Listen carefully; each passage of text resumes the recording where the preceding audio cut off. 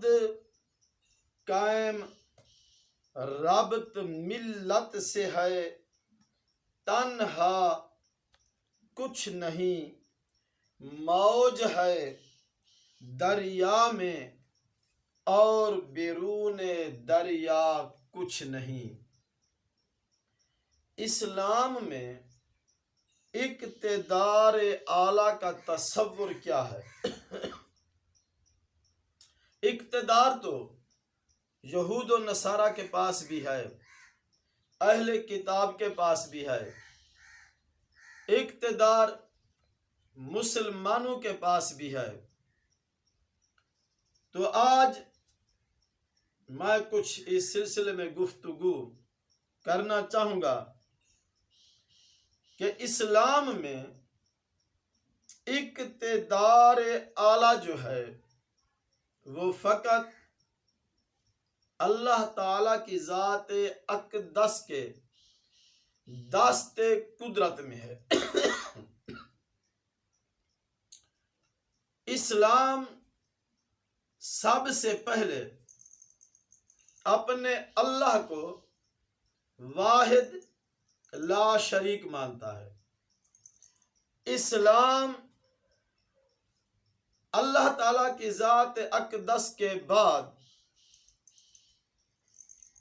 از خدا بزرگ توئی قصہ مختصر، نبی مکرم نور مجسم صلی اللہ تعالی علیہ وآلہ وسلم کی ذات گرامی کو مانتا ہے۔ اسلام میں اقتدار اعلیٰ اللہ تعالیٰ کی ذات کے پاس ہے۔ اللہ پاک جس کو چاہے، جتنا چاہے، جب چاہے اور جب تک چاہے اس کو عطا کر دے، اور جب کسی انسان کو یعنی مسلمان کو دنیا کے کسی خطہ، کسی علاقہ، کسی ملک کی حکومت مل جاتی ہے یا دی جاتی ہے تو اس کے لیے یہ ایک حکم نافذ ہے کہ اسلامی ریاست کا حاکم جو ہے وہ مطلق العنان نہیں ہوگا۔ حکومت کے اختیارات اللہ تعالیٰ کی امانت کے طور پہ وہ بروئے کار لائے گا۔ اسلامی ریاست میں حاکم جو ہوتا ہے وہ اللہ تعالیٰ کا بندہ اور عوام کا خادم ہوا کرتا ہے۔ گویا کہ کسی نے کچھ یوں ہی ان لفظوں اور باتوں کی تصویر بندی کی، کہا سید القوم خادمہم، سید القوم خادمہم، قوم کا جو سردار ہوتا ہے وہ خادم ہوا کرتا ہے۔ جو خدمت نہیں کر سکتا وہ صدارت کے لائق نہیں ہے۔ صدارت کے لائق وہی ہے جو خدمت کر سکے۔ عوام کی خدمت کرنا ہی اس کو سرداری کے منصب پر فیض کرتی ہے۔ اسلامی ریاست کے اندر جس کو اقتدار دیا جاتا ہے اس کے لیے کچھ خصوصیات یا پھر اس کے لیے کچھ دستور ہوتے ہیں اور کچھ منشور ہوتے ہیں۔ ان کے لیے ملک چلانے کے لیے کچھ حدود اور قیود ہوتی ہیں۔ اگر وہ شخص حدود اور قیود کے اندر رہے تو وہ قوم کا سردار بھی ہے، اقتدار اعلیٰ کا امین بھی ہے، وہ ان مخلوق خدا کے لیے اعلیٰ اور بالا بھی ہے۔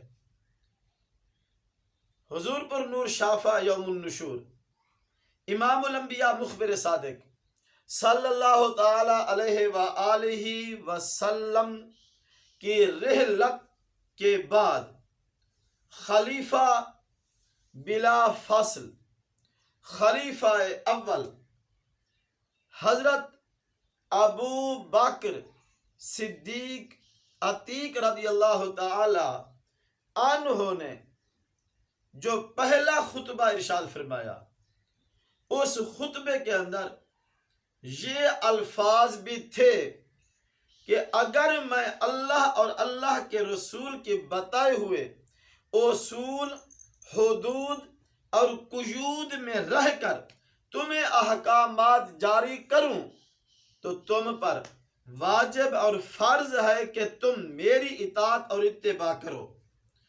اگر اللہ اور اللہ کے رسول صلی اللہ علیہ وسلم کے بتائے ہوئے اصول، حدود، قیود جو نافذ تھے، ان سے اگر میں خلاف تم پر احکامات نافذ کروں تو تم پر میرے احکامات کی اتباع کرنا ضروری نہ ہے۔ تو سامعین ذی احترام، اسلامی ریاست کا جو سربراہ ہوتا ہے ان کی کچھ خصوصیات ہونا ضروری ہے۔ یہاں آج میں آپ کے سامنے 9-10 خصوصیات کا ذکر کروں گا جو اسلامی ملک کے اندر اسلامی اقتدار میں آ کر جو اقتدار لیتا ہے ان کی چند ایک خصوصیات ہونا ضروری ہے۔ پہلی خصوصیات میں سے پہلی خصوصیت، اس بندہ کے لیے یہ ضروری ہے کہ وہ قرآن و سنت کا پابند ہو۔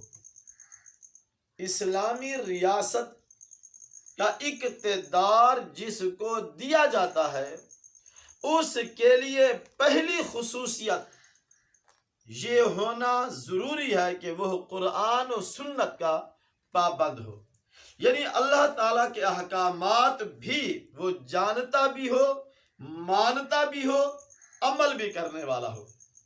اور نبی مکرم نور مجسم صلی اللہ تعالی علیہ وآلہ وسلم کی ذات اقدس کو خاتم النبیین مانتا، جانتا اور عمل بھی کرنے والا ہو۔ جو نبی مکرم نور مجسم صلی اللہ علیہ وآلہ وسلم کی زندگی پاک پر اپنی سٹڈی نہیں رکھتا، اپنا مطالعہ نہیں رکھتا، سیرت النبی صلی اللہ علیہ وسلم کو اپنے لیے آئیڈیل نہیں بناتا، وہ اسلامی مملکت کے اصول، حدود، قیود کے مطابق وہ اقتدار نہیں سنبھال سکتا۔ نبی پاک صلی اللہ علیہ وسلم کا امتی ہونے کے ناطے قرآن و سنت کا پابند اور اسلامی ریاست کا سربراہ جو ہے وہ توحید، رسالت، ختم نبوت، قرآن و سنت کے احکامات کا پابند ہونا یہ ضروری ہے۔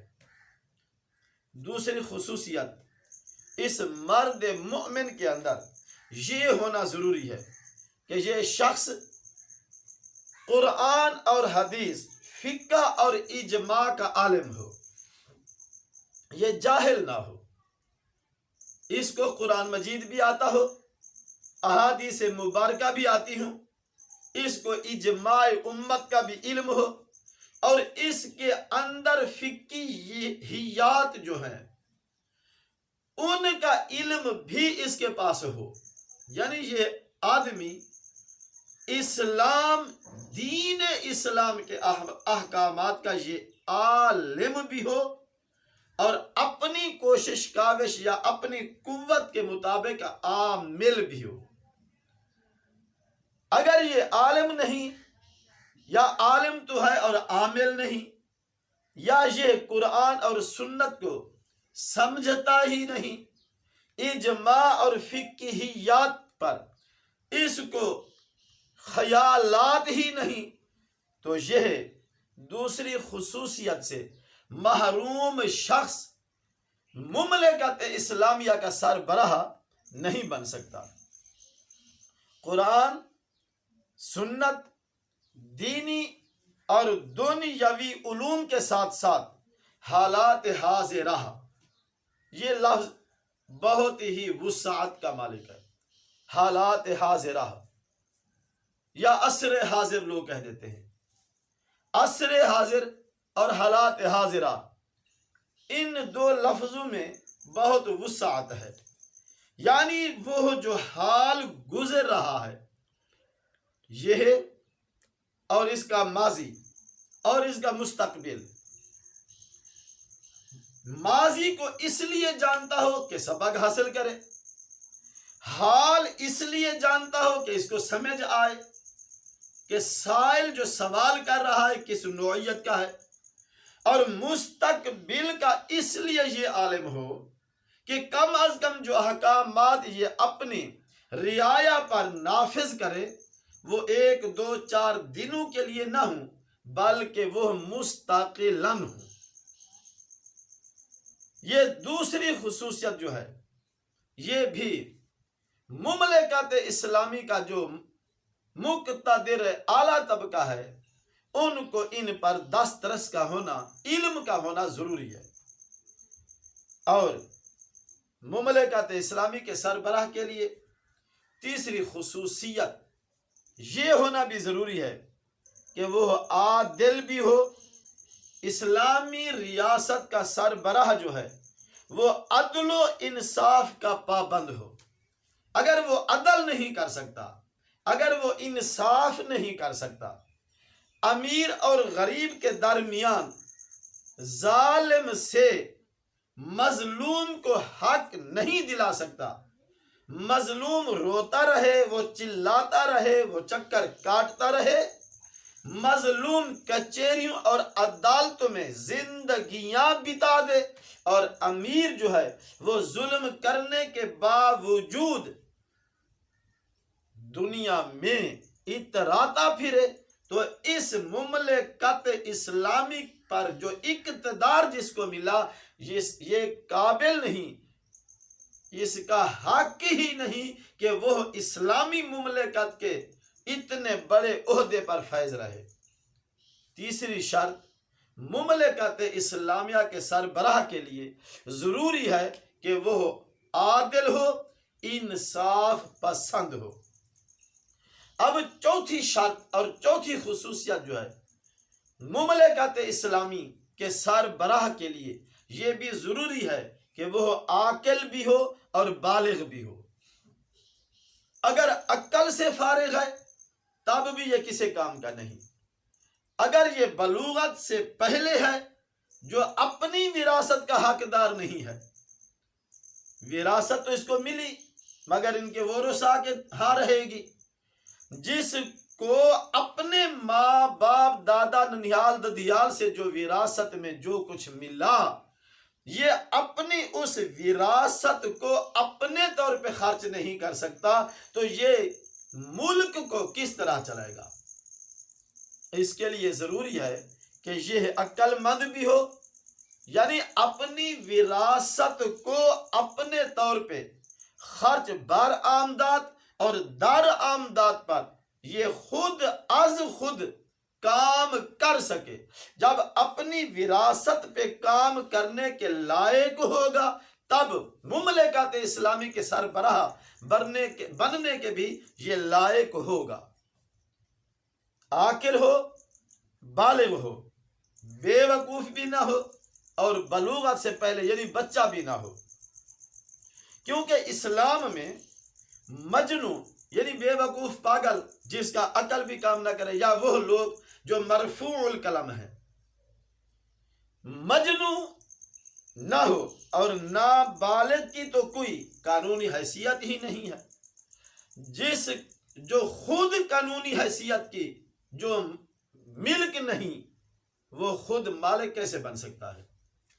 اور پانچویں بات جو مملکت اسلامی کے سربراہ کی خصوصیت کا ہونا ضروری ہے وہ یہ ہے کہ وہ شخص صادق بھی ہو تو امین بھی ہو، سچا بھی ہو اور امانت دار بھی ہو. سچا نہ ہوگا تو ظاہر سی بات ہے روزانہ ہر تقریر، ہر تحریر، ہر فیصلہ کرنے کے چند گھنٹے بعد، چند دن بعد وہ یو ٹرن تو لے گا ہی، پھر یو ٹرن لینا پھر اس کی بس مجبوری ہے، کیونکہ وہ صادق اور امین تو از خود نہیں۔ اگر یہ صادق ہوتا، یہ امین ہوتا، یہ اپنی زبان پر صدق لیتا، صدق بولنے والا، سچائی بولنے، سچائی پھیلانے والا ہوتا، تو یو ٹرن لینے کی تو ضرورت ہی نہ پڑتی۔ پھر جو بات کرتا وہ جیسے ہم کہتے ہیں کہ لوہے پہ لکیر ہوتی۔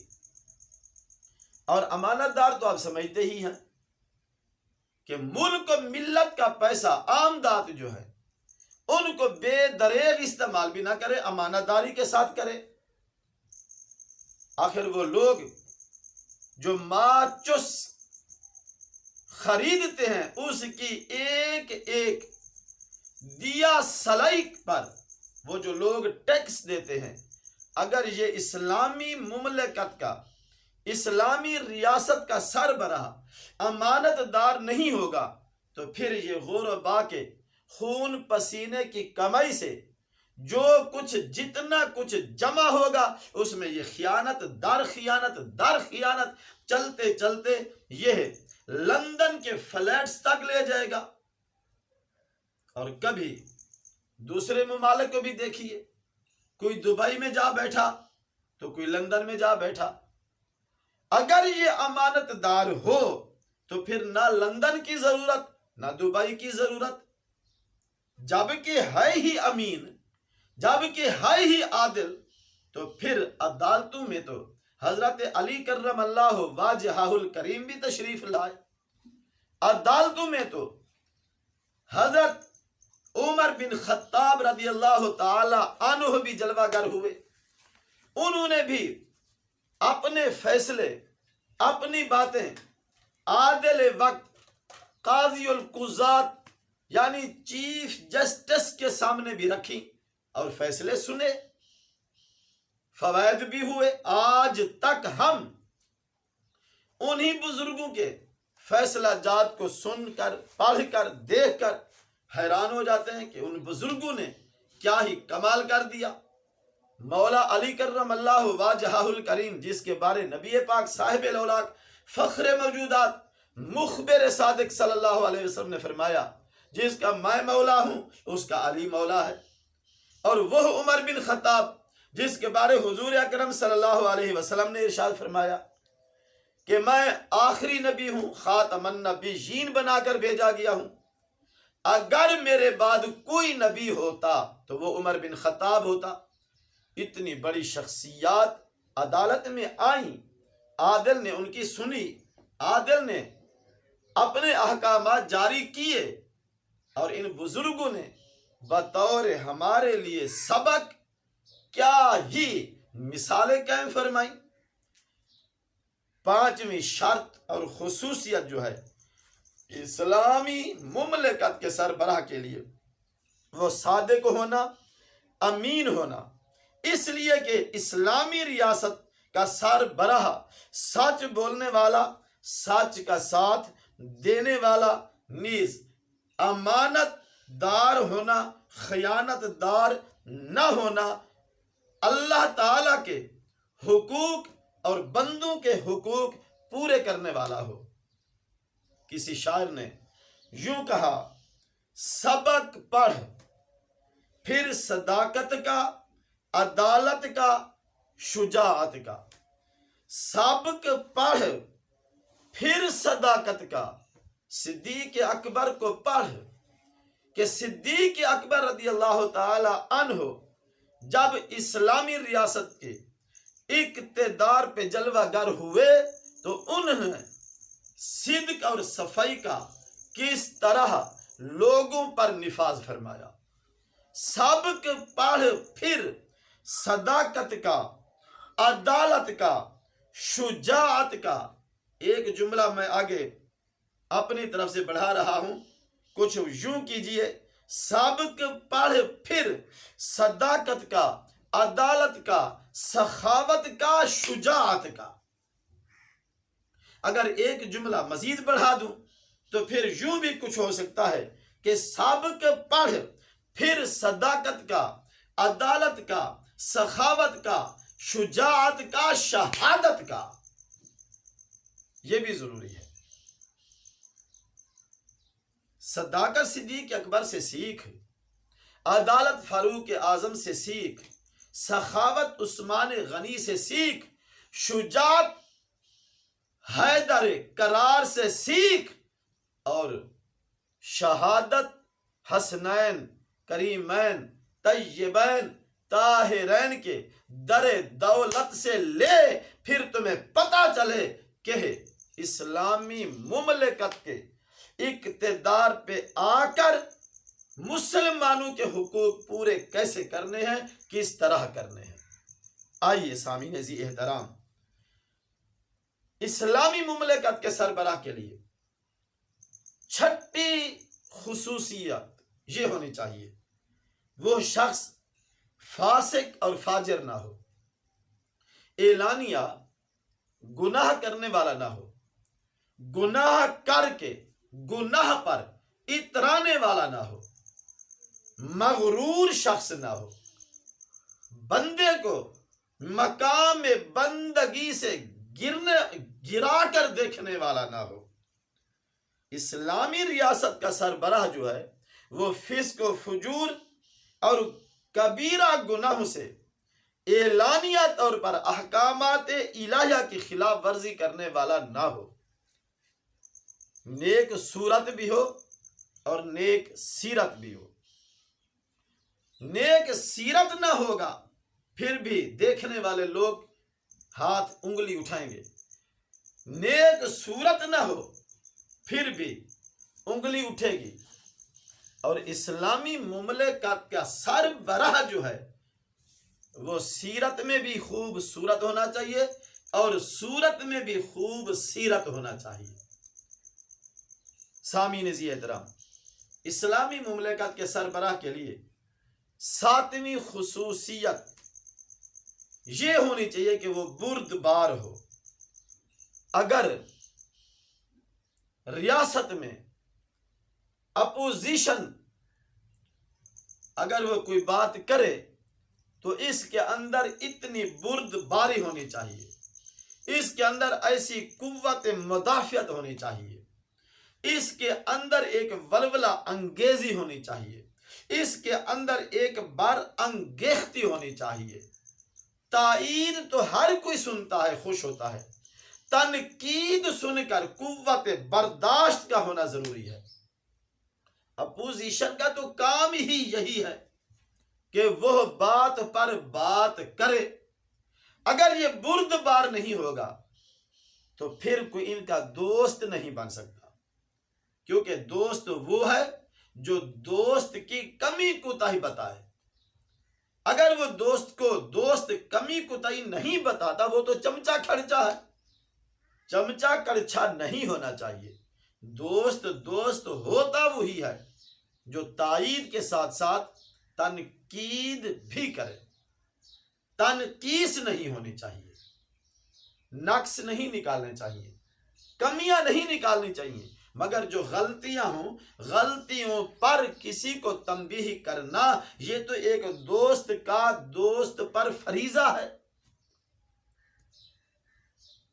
تو جو مملکت اسلامی کا سربراہ ہو اس کو بردبار ہونا ضروری ہے، تحمل اور برداشت والا ہونا ضروری ہے، تاکہ نامساعد حالات تو بن ہی سکتے ہیں، مشکلات تو آتی ہی رہتی ہیں، امتحانات تو آتے ہی رہتے ہیں۔ جب کوئی مشکل آئے تو ان نامساعد مشکل حالات کو خندہ پیشانی کے ساتھ مقابلہ بھی کرے تو ان کو سہے بھی، سہنے کی طاقت اور قوت اور جرت بھی ہونا ضروری ہے۔ مملکت اسلامی کا سربراہ جو ہے اس کی 8ویں خصوصیت مدبر اور منتظم ہونا ضروری ہے۔ اگر وہ مدبر نہیں ہے، تدبر نہیں کرتا، سوچ بچار نہیں کرتا، ایک کان سے سنی دوسرے سے نکال دی۔ وہ کسی نے کسی سے پوچھا، آپ کو پتا ہے کہ اللہ پاک نے 2 کان کیوں بنائے؟ اس نے کہا ہاں مجھے پتا ہے. پتا کیوں نہیں ہے؟ اللہ نے 2 کان اس لیے بنائے، ایک سے سنو دوسرے سے نکال دو. اور اسلامی مملکت کا جو سربراہ ہے اس کو اس لیے 2 کان دیے جاتے ہیں کہ وہ 2 کانوں سے سن کر درمیان میں رکھے، اور ایک کسوٹی ہونی چاہیے، اس کو کس کے رکھے. جب کسوٹی کو کس لے پھر تدبرانہ اور تفکرانہ انداز میں اس کو سمجھے، اپنی فہم و فراست کے گھوڑوں کو دوڑائے جہاں تک دوڑ سکتے ہیں. مملکت کو بچانے کے لیے، ملک و ملت کی حفاظت کے لیے، قوم کے لیے، اس کی بقا کے لیے اپنی قوت کا استعمال کرے. فقط یہ نہیں کہ سیدھی طرف 2-4 صحافی بیٹھے ہوں، الٹی طرف 2-4 ناقد بیٹھے ہوں، سامنے تائید کرنے والے اور فتح و نصرت کے جھنڈے اٹھانے والے بیٹھے ہوں، اور پیچھے چند لوگ اشاروں میں شاباش اور ویلڈن کہنے والے ہوں. ایسے نہیں، یہ لوگ بھی ہونے چاہیے، ایسا ہی ہونا چاہیے. چند لوگ پیچھے بھی ہوں جو جھنڈے اٹھائیں، جو شاباش کہیں، جو پشت پر تھاپڑی بھی دیں. چند لوگ آگے بھی بیٹھے ہونا ان کا بھی ضروری ہے. ناقدین بھی ہونے چاہیے، تائید کرنے والے بھی ہونے چاہیے، اپوزیشن میں بیٹھنے والے بھی ہونے چاہیے. کچھ باتوں پر تکرار بھی ہونا چاہیے، بحث بھی ہونی چاہیے، تمہیس بھی ہونی چاہیے. یہ سارا نظام کے باوجود آج خود وہ شخص جو ہے اس کا مدبر اور منتظم ہونا یہ ضروری ہے. اور یہ خصوصیت مملکت اسلامی ریاست کے سربراہ میں ہونا ضروری ہے کہ وہ از خود شخص جو ہے وہ مدبر ہو، وہ خود مفکر ہو، تدبیر سوچنے والا اور عمیق سوچ رکھنے والا ہو. اگر اس کے اندر عمیق سوچ نہیں ہے، گہرائی میں اگر وہ نہیں جا سکتا، تو ایسا شخص مملکت کو نہیں چلا سکتا. 8ویں شرط یہ ہے کہ وہ مدبر ہو، وہ منتظم ہو، جو سربراہ ریاست کا انتہائی مدبر اور منتظم ہوتا ہے، انتظامی امور سے آگاہی رکھتا ہو، تاکہ ریاستی نظم و نسق کے ساتھ ساتھ حکومت کو بہتر طریقے سے چلا سکے، اپنی قوم کو خرید سکے، منہ لے لے. اگر جو اسلامی مملکت کا سربراہ اپنی قوم کو خرید نہیں سکتا، اپنے ہوتے ہوئے اپنی بلے بلے نہیں سن سکتا، وہ اسلامی ریاست کا اقتدار میں آ کر مقتدر اعلیٰ بننے کے لائق اور فائق نہیں ہے. مدبر اور منتظم ہونا ضروری ہے. اور یہ اسلامی ریاست کا جو مقتدر اعلیٰ ہو، اس کی نامی خصوصیت یہ ہونی چاہیے کہ رعایا کے حقوق کا محافظ ہو، جو رعایا کے حقوق کو سمجھتا ہے، ایک ریڑھی بان کے حقوق کو سمجھتا ہے، ایک چھابڑی والے کے حقوق کو سمجھتا ہے، ایک دہاڑی کرنے والے جو صبح سے شام تک گارا مٹی سر پہ اٹھا کر کام کرنے والے کے حقوق کو سمجھتا ہے، وہ کامران بادشاہ، کامیاب مقتدر اعلیٰ ہے. اسلامی ریاست نے یہ جو حدود اور قیود، اصول اور حقوق رکھے، جن کا تعین کیا، اگر وہ شخص اقتدار میں آنے والا ان خصوصیات کو اپنے لیے چناؤ کرتا ہے ان کو جوان کرتا ہے، ان کو بالغ کرتا ہے، ان کے اندر ایک جرات پیدا کرتا ہے، تو میرا خیال نہیں ہے کہ وہ اور اس میں سے آنے والے رہتی دنیا تک بادشاہی کر سکتے ہیں۔ یہ نہیں ہو سکتا کہ خصوصیات، اصول اور ضوابط کا پابند شخص ہو اور قوم اس کو اقتدار نہ دے، نہیں ہو سکتا۔ غریب کی غربت کو دیکھنا، یہ اسلامی مملکت میں جو اقتدار پہ آیا اس کے لیے ضروری ہے کہ وہ غریب کی غربت کو دیکھے۔ میں اپنے ملک پر تبصرہ نہیں کروں گا، کیوں؟ وہ اس لیے کہ اخبارات بھی تو ہر کوئی پڑھتا ہی ہے، رسائل اور جرائد کا مطالعہ تو لوگ کرتے ہی ہیں، اور اس دور میں سوشل میڈیا تو ہر ایک بندے کے جیب میں ہے۔ کتنے ٹی وی چینل اب بن گئے، میرا خیال ہے کہ 100 بندے میں سے 10 لوگوں نے تو اپنے ٹی وی چینل بنا لیے، 20 آدمیوں کو ضرورت ہوتی ہے، اب وہ کوئی ہی 20 آدمی بن سکتے ہیں، 15 مرد اور 5 بیویاں بھی۔ اس دور میں تو بہت آسان ہو گیا ہے، تبصرہ نہیں، میں تو یہ ایک راہ دکھا رہا ہوں، میں اپنے لیے بھی اوروں کے لیے بھی، کوئی بھی ایسے بن سکتا ہے۔ ضروری نہیں ہے کہ ہم اسلام آباد بیٹھ کر بادشاہ بنیں، ہم اپنی 4 دیوار